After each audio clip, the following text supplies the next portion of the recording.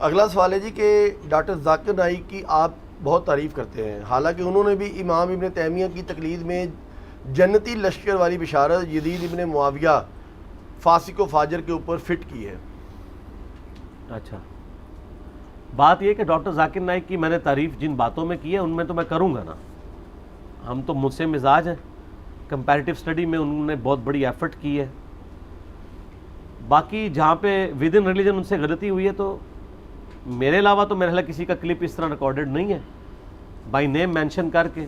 آپ یوٹیوب پہ لکھیں جنتی لشکر والی بشارت، 5 لاکھ سے زیادہ لوگ وہ کلپ دیکھ چکے ہیں۔ ایک طرف ڈاکٹر ذاکر نائک کی تصویر ہے، ایک طرف میری ہے، تو میں نے اس میں بتایا کہ ان کو غلطی لگی ہے اور ظاہر ہے ابن تیمیہ کی وجہ سے لگی ہے، کانسٹنٹائن والی جو بشارت فٹ کر دی تھی، تو میں نے اس میں بتایا کہ یار وہ صحیح بخاری میں حدیث ہے، میری امت کا پہلا گروہ جو کیسر روم کے شہر پہ حملہ کرے گا۔ قسطنطنیہ تو اس میں موجود ہی نہیں، اور کیسر روم کا شہر تو حمص تھا شام میں، وہاں پہ حملہ جو کیا تھا وہ تو ابو عبیدہ ابن جراح نے کیا تھا حضرت عمر کے دور میں، لیکن یہ کہتے ہیں کہ جی وہ حمص والا اس لیے نہیں ہے کہ حمص پہ حملہ کرنے سے پہلے ہی کیسر روم نے حمص چھوڑ کے قسطنطنیہ شفٹ ہو گیا تھا۔ چلیں ہم بھی قسطنطنیہ شفٹ ہو جاتے ہیں آپ کے پیچھے۔ تو قسطنطنیہ پہ جو پہلا حملہ ہوا ہے اب وہ یزید ابن معاویہ نے نہیں کیا، وہ تو حضرت عثمان غنی رضی اللہ تعالیٰ کے دور میں ہو گیا تھا، اس وقت یزید کی عمر 6 سال تھی، وہ تو شامل ہی نہیں تھا اس کے اندر۔ صحیح بخاری سے ابو ایوب انصاری والی حدیث لے کے آتے ہیں کہ ابو ایوب انصاری فوت ہو گئے، اس لشکر کا امیر یزید ابن معاویہ تھا، تو حضرت ابو ایوب انصاری قسطنطنیہ کے کئی حملوں میں شریک تھے، وہ کوئی ایک حملہ تو نہیں ہوا تھا۔ قسطنطنیہ تو پھر فتح بھی ان لوگوں سے نہیں ہوا، وہ تو جا کے 9ویں صدی ہجری میں جا کے فتح ہوا ہے سلطان محمد فاتح کے ہاتھوں، جس پہ ترکی والوں نے پوری 3 گھنٹے کی فلم بنائی ہوئی ہے۔ سلطان محمد فاتح پہ اردو ڈبنگ کے ساتھ ترکیوں کی فلم بڑی زبردست آئی ہے 3 گھنٹے کی، کہ کس طرح جو ہے وہ یورپ کے سینے میں جا کے مسلمانوں نے جو ہے وہ قسطنطنیہ کو فتح کیا۔ قسطنطنیہ اب وہ ہے استنبول جسے کہتے ہیں، اسلام ان بلک۔ اسلام آباد کو اگر آپ ٹرکی میں ٹرانسلیٹ کریں استنبول بنتا ہے، تو مسلمانوں نے اس کا نام پھر استنبول رکھ دیا تھا قسطنطنیہ کا۔ تو قسطنطنیہ پہ حملہ پہلا جو ہے وہ حضرت جو تھے نا عبداللہ ابن زبیر کے چھوٹے بھائی منذر، انہوں نے کیا تھا۔ اللہ سے اس پہ ریسرچ پیپر بھی ابو عبداللہ جابر دامانوی صاحب کا آیا ہوا ہے، تو یزید تو اس میں ہے ہی نہیں تھا، کیونکہ ابو داؤد میں حدیث ہے کہ ہمارے لشکر کے امیر عبد الرحمن بن خالد ابن ولید تھے جب ہم نے قسطنطنیہ پہ حملہ کیا، اور اس حملے میں حضرت ابو ایوب انصاری ہمارے ساتھ موجود تھے، وہ ہمیں حدیثیں سناتے تھے بس۔ اور دوسرے والے حملے میں ہے کہ ابو ایوب انصاری موجود تھے اور وہ فوت ہوئے، تو جس حملے میں وہ زندہ تھے وہ پہلے والا حملہ ہوگا، جس میں فوت ہوئے وہ دوسرے والا، اگر 2 بھی لشکر گئے ہوں۔ اس پہ تو زبیلی صاحب نے پورا مضمون لکھا تھا، تو یہ خام خواہ وہ اگر انہوں نے کر دیا تو اس کی وجہ سے ڈاکٹر ذاکر نائک کی پوری زندگی 0 سے ملٹیپلائی نہیں ہوگی۔ ڈاکٹر ذاکر نائک کے تو وہ علمی لیول ہی نہیں ہے، امام ابن تیمیہ تو بہت بڑی پرسنالٹی ہے، اگر ان کو غلطی لگ سکتی ہے تو ڈاکٹر ذاکر نائک کو بھی لگ سکتی ہے۔ ہم نے تو ان کے بیٹے کے ہاتھ میں یہ پمفلٹ بھجوائے تھے، ان کے گھر تک یہ پمفلٹ پہنچے، تو باقی دیکھ لیں ان کے اس عمل کا نقصان ہی ہوا ہے نا، ایک غلط چیز پہ انہوں نے سٹانس لیا، پھر جب ان سے دلیل مانگی تو ویسے وہ کہتے ہیں قرآن اور صحیح حدیث، جب دلیل مانگی تو کہتے ہیں امام غزالی نے فرمایا، تو امام غزالی تو وہ کچھ فرما کے گئے ہوئے ہیں جو آپ کے نزدیک شرک ہے۔ اور دوسری طرف بریلوی ہیں، وہ کہتے ہیں ڈاکٹر ذاکر نالائق، تو وہ پنڈی کے مفتی صاحب کو میں نے کہا تھا کہ اگر ڈاکٹر ذاکر نالائق ہے تو غزالی نالائق کیوں نہیں ہے، جس نے احیاء العلوم میں لکھا ہے کہ قتل حسین کو یزید کی طرف نہیں منسوب کرنا چاہیے، تو ایک مسلمان کے اوپر جھوٹی تہمت لگانا ہے، اور جو ایسی تہمت لگا رہا ہے وہ اس کی طرف خود لعنت پلٹ آئے گی۔ تو میں نے کہا تھا کہ جو لوگ اس وقت ڈاکٹر ذاکر کو نالائق کہہ رہے ہیں، وہ جب یزید کے خلاف بولتے ہیں تو امام غزالی کی نظر میں وہ خود لعنتی ہیں، تو جرت کرے، یہ تو جرت کرنی چاہیے نا ان کو، جو بندہ ان پہ لعنت بھیج رہا ہے وہ کہے نہیں تو ہی لعنتی ہے، تو ایک ٹکٹ میں 2 مزے تو نہیں ہوتے۔ ہم امام غزالی کو بھی غلط سمجھتے ہیں اس مسئلے میں، اور ڈاکٹر ذاکر نائک کو بھی غلط سمجھتے ہیں، اور بریلویوں کو بھی غلط سمجھتے ہیں۔ صحیح کس کو سمجھتے ہیں؟ اچھا، یہ اگلے دن ایک بندے نے نا کہا کہ جی آپ ساروں کو غلط کہتے ہیں تو آپ ہی ٹھیک ہے۔ میں نے تو کبھی نہیں کہا میں ٹھیک ہوں، میں تو ہمیشہ کہتا ہوں نہ میں وابی نہ میں بابی، میں ہوں مسلم علمی کتابی، آپ کتابوں کو فالو کریں. یہ سارے غلط ہیں جی، سارے ہی غلط ہیں کسی نہ کسی معاملے میں. آئے کوئی مسلمان یہ دعویٰ کرے کہ فلاں مسلمان انکلوڈنگ میرے بارے میں کہ وہ 100% ٹھیک ہے، یہ کون دعویٰ کر سکتا ہے؟ آپ یہ دیکھا جائے کریں کہ جو غلطی ہائی لائٹ ہو رہی ہے وہ غلطی ہے کہ نہیں. تو یہ کہتے ہیں غلطی ہائی لائٹ نہ کریں، اچھائیاں بیان کریں.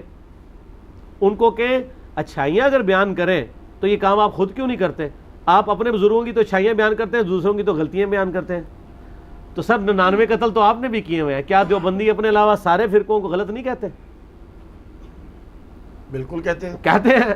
تو 99 قتل تو انہوں نے بھی کیا، ہم نے ساتھ کہہ دیا کہ دیوبندی بھی غلط ہے، تو ایک ہی زیادہ کر کے سینچری پوری کی ہے نا. مدعا سارا ہمارے اوپر پڑ گیا، ہم تو پھر بھی اولو العلم قائما بالقسط ہے، انصاف پہ قائم ہے کہ نہیں دیوبندی بھی اس معاملے میں غلط ہے. تو کسی کو غلط کہنے کا مطلب یہ نہیں کہ اس کی تکفیر کرتے ہیں. یہ لوگ جب غلط کہتے ہیں اسلام سے بھی باہر نکالتے ہیں. ہم غلط کہہ کے بھی پیچھے نماز پڑھتے ہیں. یقین کریں جو مولوی میرے خلاف جمعہ پڑھاتے ہیں میں ان کے پیچھے نماز پڑھ رہا ہوتا ہوں، سامنے بیٹھ کے جمعے کی تقریر سن رہا ہوتا ہوں. کتنے مولوی ہیں کہ میں مسجد میں انٹر ہوں، وہ اپنا موضوع چھوڑ کے میرے اوپر شروع ہو جاتے ہیں. حالانکہ میں یعنی اپنی فیملی کے ساتھ جمعہ پڑھنے میں بھی گیا ہوتا ہوں. تو پھر بعد میں میری بیوی مجھے کہہ رہی ہوتی ہے ہاں پتر سنا، ٹھیک ہے جی غصہ اتار لیے، کیا ہوا، بات کر لی اس نے، دفن ہو گئی، آج دنیا کو پتہ بھی نہیں ہے، ختم، کیا فرق پڑتا ہے یار. مسند ابھی یالا میں موجود ہے کہ مروان بن حکم ممبر پہ مولا علی پہ لعنت کر رہا ہوتا تھا اور حسن حسین نیچے بیٹھ کے خطبہ سنتے تھے. اللہ اللہ. تو سر ہم تو ان کے ماننے والے ہیں، ہم پہ نام لے کے تو کوئی لعنت نہیں کر رہا نا. تو میں ان کو کہتا ہوں کہ آپ جمعے میرے خلاف پڑھانے کے بجائے مجھے نام لے کے بھی لعنت کرو نا، تب بھی میں آپ کے پیچھے نمازیں پڑھوں گا.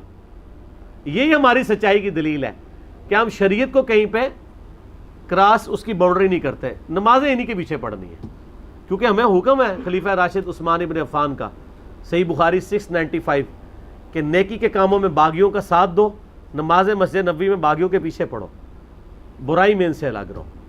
حالانکہ حضرت عثمان کہہ سکتے تھے کہ تم غلط لوگوں کو سپورٹ کر رہے ہو، نمازیں ان کے پیچھے نہ پڑھو، لیکن ان کو پتہ تھا ان نیکی کے کاموں میں تو آپ نہیں، تو ہم بھی نیکی کے کاموں میں ساتھ دیتے ہیں سر، اب بھی دیتے ہیں، آندہ بھی دیں گے انشاءاللہ تعالی، کوئی مسئلہ نہیں. ٹھیک ہو گیا. سوال یہ ہے کہ کیا آج کے دور میں، آج کی ڈیٹ میں ہم یزید ابن معاویہ پر لعنت کر سکتے ہیں؟ اور اس کے ساتھ ایک اور چیز، کیا لعنت اور بد دعا کرنے میں کیا فرق ہے؟ کیا اس پہ بد دعا بھی کر سکتے ہیں اس کے لیے اس وقت آج کی ڈیٹ میں؟ بد دعا کیا کرنی ہے آپ نے؟ صحیح بخاری میں حدیث ہے مردے جو مر چکے ہیں اپنے انجام کو پہنچ چکے ہیں ان کو گالی مت دو. البتہ مردوں کی برائی کے ساتھ ذکر ہو سکتا ہے، اور وہ برائی جس کی وجہ سے امت افیکٹی ہو. آپ کل کو کوئی کہے گا جی غلام احمد قادیانی تو مر چکا ہے، اس کو برا کہنے کا کیا فائدہ؟ تو اس کا جواب آپ کو یہ دیا جائے گا کہ غلام احمد قادیانی جو پیچھے اپنی گندی تعلیمات چھوڑ گیا جس کی وجہ سے امت آج تک سٹیک پہ لگی ہوئی ہے، اس کا کیا کریں گے؟ آپ رد کریں گے نا، اور بائی نیم ہی کریں گے. یہ کہتے ہیں نام نہ لو تو بائی نیم کریں گے. تو یزید ابن معاویہ کا ایفیکٹ جو مسلمانوں پہ ہوا ہے وہ غلام احمد قادیانی سے بہت بڑا ہے. پوری امت دو ٹکڑے ہو گئی ہے. یہ تو ایک چھوٹا سا فرقی بن کے لادا ہوئی ہے نا، تو پوری امت میں درار ڈال گئی ہے. اس کا آپ کیا کریں گے؟ تو یزید ابن معاویہ پہ آپ لعنت کرنے کے بجائے اتنی دیر فضائل اہل بیت بیان کریں. باقی اعلیٰ حضرت امام رضا بریلوی صاحب کا فتویٰ ہے، بریلویوں کے لیے عرض کیا ہے، وہ کہتے ہیں ہم یزید پہ لعنت نہیں کریں گے، لیکن جو لعنت کرے گا اسے روکیں گے بھی نہیں، ہم سکوت اختیار کریں گے کیونکہ امام حنیفہ نے سکوت کیا ہے، اور ہم یزید کے کفر کے معاملے میں بھی سکوت اختیار کریں گے. اور انہی کے بڑے بزرگ امام غزالی تو بہت آگے چلے گئے، انہوں نے کہا کہ یزید سے کوئی قاتلین حسین ہونا ثابت نہیں ہے، الٹا جو کوئی ایسا کرتا ہے وہ جھوٹی تہمت لگاتا ہے، اس پہ تہمت لوٹ آئے گی. تو پوری بریلویت جو ہے وہ امام غزالی ختم کر گئے. حالانکہ ہم تو ان کو اپوز کرتے ہیں کہ وہ غلط انہوں نے بات کی ہے، لیکن ظاہر ہے کہ وہ چونکہ شیعہ کے خلاف کھڑے ہوئے تھے امام غزالی، تو اس کا ٹسل کا الٹیمیٹ یہ نتیجہ نکلتا ہے کہ آپ پھر معاملات میں غلوف کرنا شروع کر دیں. نبی علیہ السلام نے لعنت کرنے سے، یعنی بخاری مسلم میں درجنوں احادیث اس پر گواہ ہے کہ آپ نے کسی بھی کلمہ گو پہ لعنت کرنے سے بائی نیم مینشن کیا ہے، منع کیا ہے. مینشن کر کے. آپ جنرل کہہ سکتے ہیں کہ قاتلین حسین پہ اللہ کی لعنت, یہ کریں. ڈاکٹر ذاکر نائک نے خود کہا, میں آج کی ڈیٹ میں جس نے رضی اللہ عنہ بھی کہہ دیا تھا, پھر بھی اس نے کہا کہ میں قاتلین حسین پہ لعنت کرتا ہوں. تو رضی اللہ عنہ تو خود ہی اس نے ختم کر دیا نا اپنا, یزید کے لیے جو کہا تھا. جنرلائز آپ کر سکتے ہیں, وہ تو قرآن میں بھی آیا ہے, جو حق چھپاتے ہیں ان پہ اللہ کی لعنت اور تمام لعنت کرنے والوں کی لعنت. سورۃ البقرہ آیت نمبر 159-160. لعنت اللہ علی الکاذبین, جھوٹوں پہ اللہ کی لعنت, ظالموں پہ اللہ کی لعنت. صحیح مسلم میں حدیث ہے, جو اہل مدینہ کو ڈرائے دھمکائے اس کو اللہ تعالیٰ پگھلا دے گا. معجم الکبیر طبرانی میں اس کو سپورٹیو حدیثیں ہیں کہ اس پہ اللہ کی لعنت, تمام فرشتوں کی لعنت, تمام لعنت کرنے والوں کی لعنت. صحیح مسلم میں حدیث ہے, جو مدینے میں بدعت کو داخل کرے اس پہ اللہ کی لعنت, اللہ کے فرشتوں کی لعنت اور تمام لعنت کرنے والوں کی لعنت. تو اس طرح جنرلائز آپ فارمولے کے طور پہ تو کہہ سکتے ہیں, بائی نیم مینشن کر کے لعنت کرنے کی ضرورت نہیں, لیکن اس کا یہ مطلب نہیں کہ وہ لعنت کا مستحق نہیں ہوا. آپ جھوٹ بولیں گے تو میں آپ کو لعنتی نہیں کہوں گا, میں یہ ضرور کہوں گا کہ آپ نے جھوٹ بولا ہے اور قرآن میں جھوٹے پہ لعنت آئی ہے. تو یزید نے ظلم کیا ہے, قرآن میں ظالم کے اوپر لعنت آئی ہے. یزید نے فساد فی الارض کیا ہے, واقعہ حرہ کی شکل میں, خانہ کعبہ پہ چڑھائی کی شکل میں, اور سب سے بڑھ کر کربلا کی شکل میں, تو وہ لعنت کا مستحق ہو گیا فساد فی الارض کی وجہ سے خود بخود. لیکن آپ خود مینشن کر کے نہ کہیں, آپ جنرل یہ بات کریں. اور میں تو کہتا ہوں جتنا ٹائم ان لوگوں پہ ضائع کرنا ہے, آپ غلطی ہائی لائٹ کر کے سائڈ پہ ہو جائیں, فضائل اہل بیت بیان کریں. جس طرح ہم برادران یوسف کی غلطی ہائی لائٹ کرتے ہیں قرآن کی روشنی میں, اور آج تک مثالیں دی جاتی ہیں, لیکن ہم برادران یوسف پہ لعنت تو نہیں کر رہے ہوتے ہیں. ٹھیک ہے, تو یہ کام نہ کریں. اچھا, یزید کے ساتھ بہت سے لوگ نا لفظ استعمال کرتے ہیں پلید کا, یزید پلید, فاسق, فاجر, زانی, اس طریقے کو کہنا کیا مناسب رہے گا؟ پلید تو ہے نا جی, اس نے پلیدی تو کی ہے. اور یہ زیادہ تر اعتراض اس پہ اہل حدیث کریں گے تو ان کو بتائیں کہ آپ کے جو بزرگ ہیں نا انڈیا, پاکستان, بنگلہ دیش میں, شاہ اسماعیل دہلوی جنہوں نے تقویۃ الایمان لکھی ہے, ان کی کتاب چھپی ہوئی ہے تذکیر الاخوان ما تقویۃ الایمان, آرام باغ کراچی سے. میرے پاس وہ پڑھی ہوئی ہے, ہم نے جے پی جی بھی اس کا ایک کلپ میں لگایا تھا. وہ تو جب بھی یزید کا نام لیتے ہیں تو لکھتے ہی یزید پلید ہے, حتیٰ کہ انہوں نے جو حدیث مسند احمد میں ہے نا کہ ایک دوپہر عبداللہ ابن عباس نے خواب میں نبی علیہ السلام کو دیکھا کہ خون کی شیشی اٹھائی ہوئی ہے, پرانگدہ بال ہے, اور آپ صلی اللہ علیہ وآلہ وسلم پریشانی میں کھڑے ہیں. تو وہ کہتے ہیں کہ میرے ماں باپ آپ پہ قربان, آپ کی حالت کس نے کی ہے؟ تو وہ نبی صلی اللہ علیہ وسلم ان کو جواب دیتے ہیں کہ آج میرے حسین اور اس کے ساتھیوں کو قتل کر دیا گیا کربلا میں صبح سے ان کا خون جمع کر رہا ہوں. یعنی ایک تمثیلاً اللہ نے خواب دکھائی. تو ابن عباس کہتے ہیں میں اٹھا, میں نے وہ دن اور تاریخ نوٹ کی, اور بعد میں خبر ملی, ظاہر انٹرنیٹ کا دور نہیں تھا, کچھ ہفتے بعد خبر آئی کہ اسی دن حسین ابن علی کو شہید کیا گیا تھا. اس حدیث کو نقل کر کے شاہ اسماعیل دہلوی تذکیر الاخوان ما تقویۃ الایمان میں لکھتے ہیں کہ یہ حدیث اس بات پر گواہ ہے کہ نبی صلی اللہ علیہ وآلہ وسلم اللہ کی جنتوں میں حسین ابن علی کی شہادت کے اوپر غم زدہ ہیں. اور وہ یزید پلید, بار بار یزید پلید کا لفظ لکھتے ہیں. تو وہ پلیدی تو اس نے کی ہے. تو اگر کوئی اس کے لیے فاسق بھی استعمال کرے, فاجر بھی, ان کو چھوڑ دیں. سلکبرا البیہقی میں عمار ابن یاسر کہتے ہیں اہل شام کو کافر نہ کہو بلکہ کہو یہ فاسق اور ظالم ہے.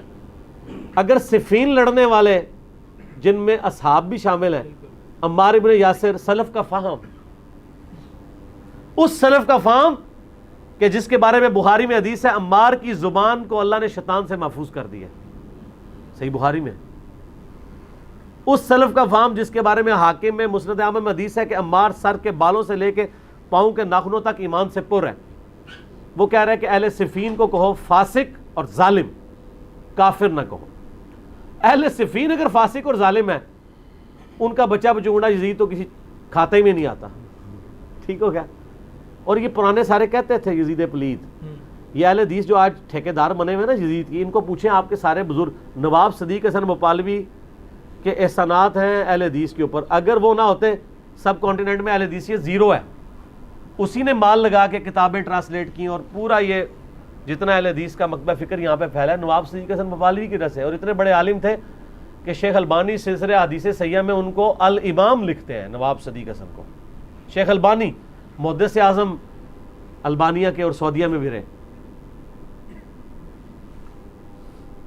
تو نواب صدیق حسن بپالوی تو یہاں تک لکھتے ہیں کہ حضرت معاویہ کی جنگیں حضرت علی کے ساتھ دنیاوی لالچ سے خالی نہیں تھی،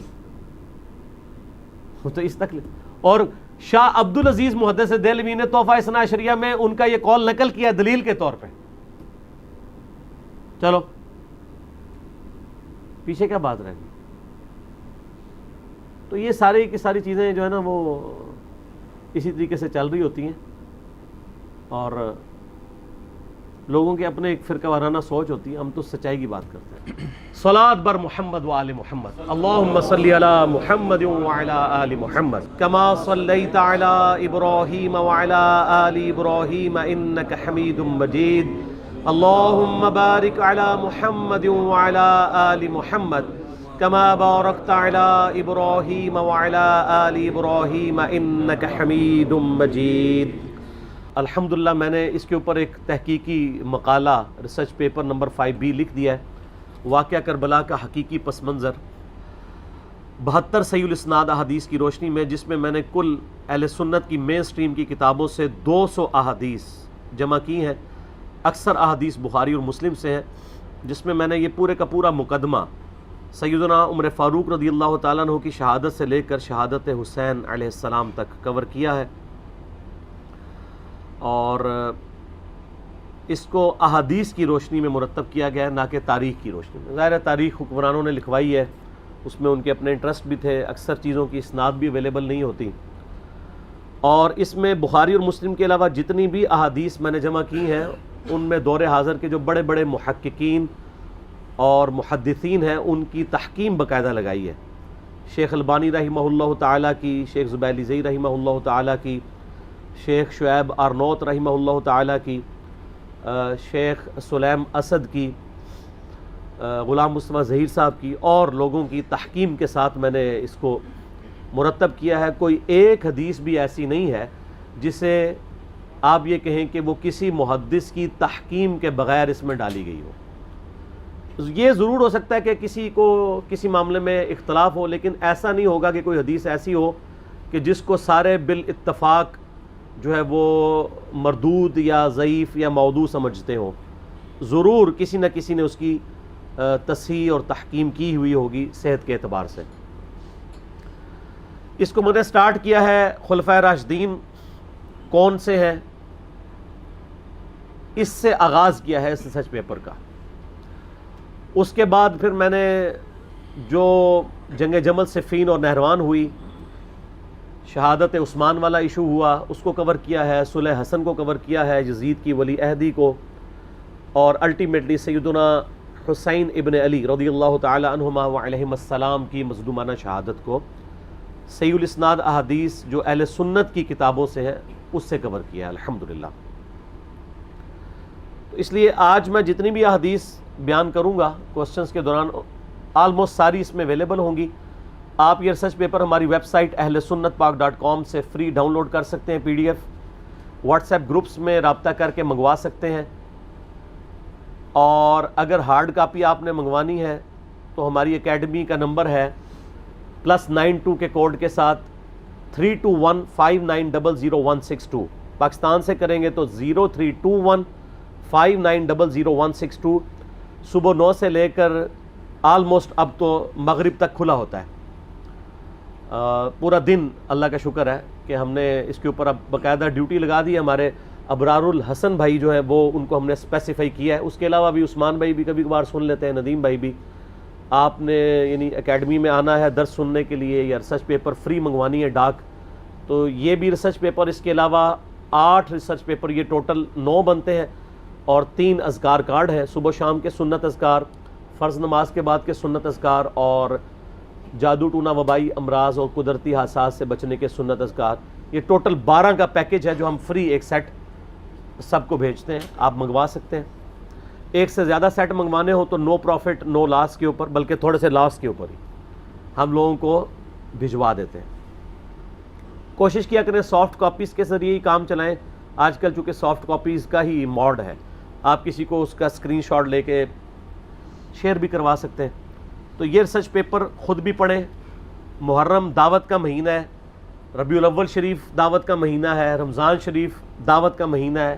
یہ وہ مہینے ہیں جس میں مسلمان بیدار ہوتے ہیں, اپنے اپنے ٹاپکس کو سرچ کرنا چاہتے ہیں, تو بڑا اچھا موقع ہے کہ آپ ان تک صحیح بات پہنچائیں اللہ کا نام لے کر.